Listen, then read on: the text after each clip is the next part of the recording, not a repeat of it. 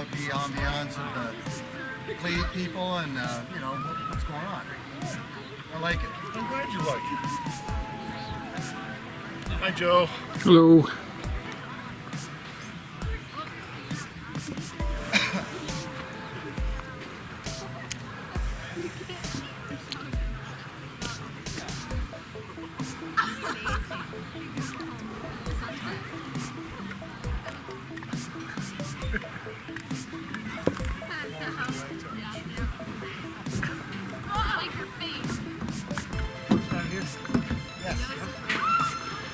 I'm Steve. Pleased to meet you, George. Roberta, pleased to meet you, Roberta.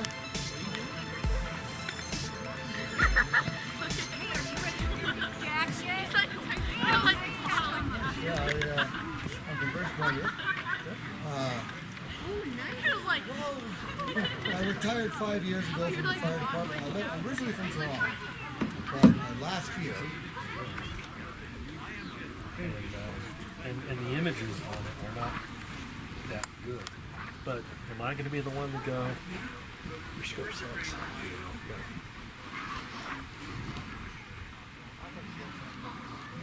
Well, look at the weather at Fox Park. You just do Laramie.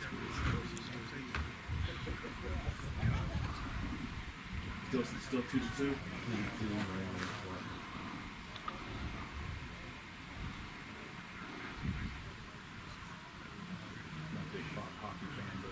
It's still exciting when it's the playoffs and it's your local team and it's tied like this. And Oh, and you have to hold it up. So, yeah, you'll have to kind of hold while one of the screws. They call the drill. Oh. He's an interesting guy. Yeah, Interesting guy.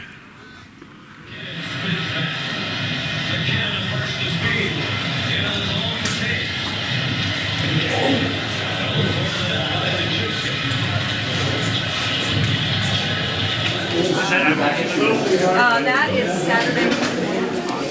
Yeah. Is it in orange?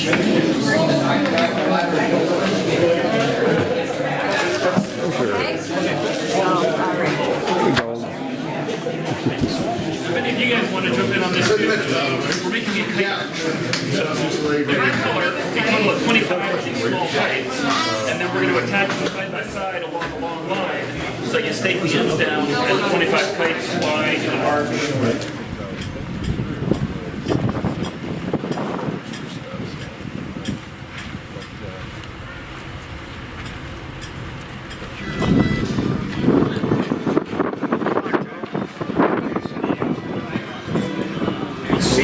Start to see it.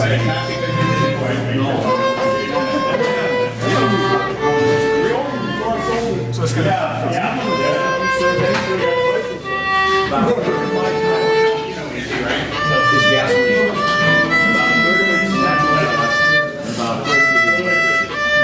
Project was going through the house and getting rid of all the crap of things like this, which fit on a Minolta camera body. I got all these expensive Minolta MD lenses, and I said, what can I do with these things? I would ask that you hold all of your withering questions until the end of the presentation. So what I did was simply replace the camera body with this piece of PVC. The lens mount, it's still a prototype. The lens mount is actually a lens cover that I drilled a hole in. I don't know where it's focused now. Would you be kind enough On to John's stomach. and I'll let Let's see. part the water. There are better doors than windows. I'll see if it's still focused on anything. It may not be. I don't Wait, think does so. that zoom or is It it? is, That's a yeah. 70 to 210. Wait, this is a 70 to 210 that's- Vivitar. And that's a Nagler? And it's a Nagler 5, so it's somewhere between, I don't know, 10 and whatever.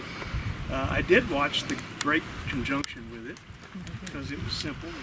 Work out from There you the go. F number what the And then app tighten that black knob You're right. up when you get where you want to be. So what is it?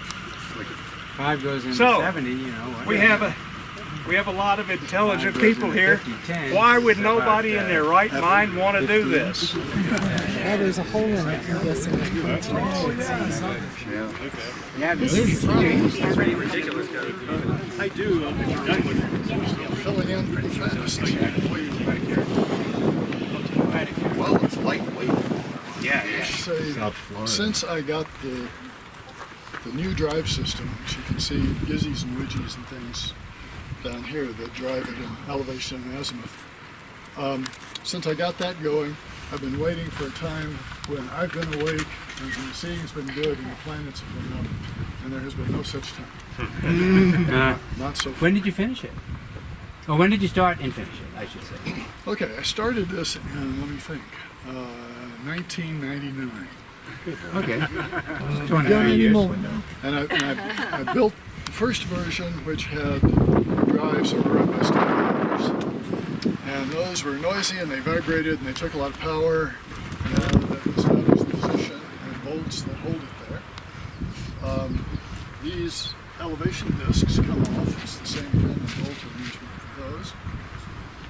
What'd you see in the Ring Nebula that I couldn't see? I saw the center stars. What'd you see in the Whirlpool Nebula that I couldn't see? I saw the dust lands And the connect. and the connecting grid. Yep. So is she good or are you bad? Yeah, she's good.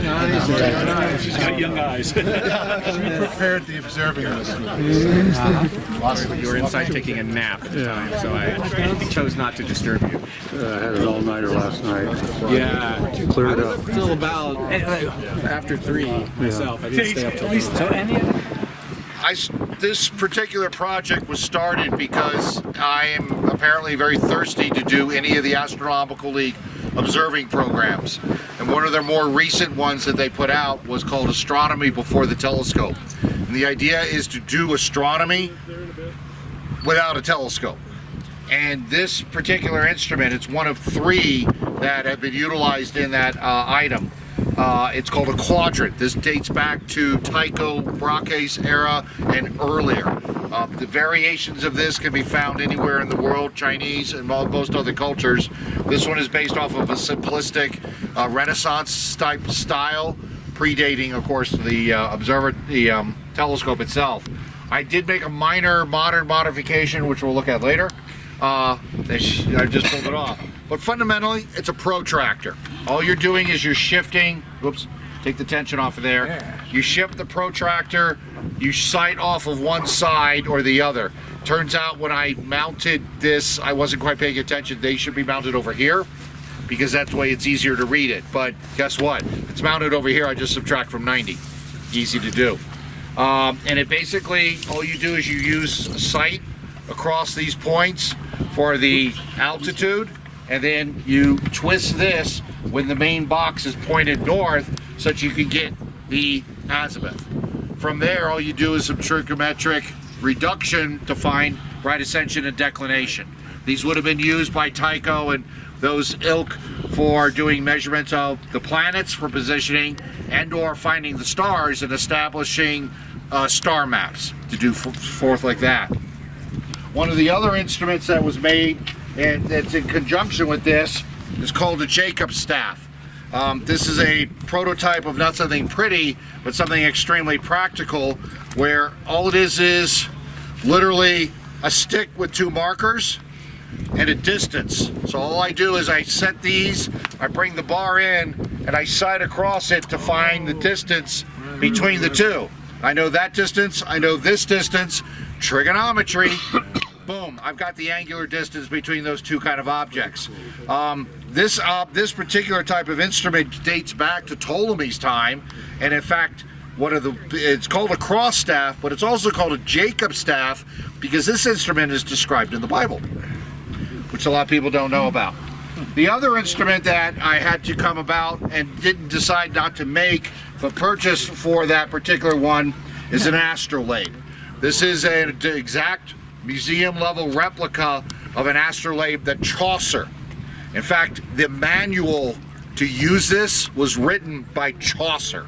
Is it hard to read? The bad part was I didn't realize there was a translation. I started with the other one. Yeah.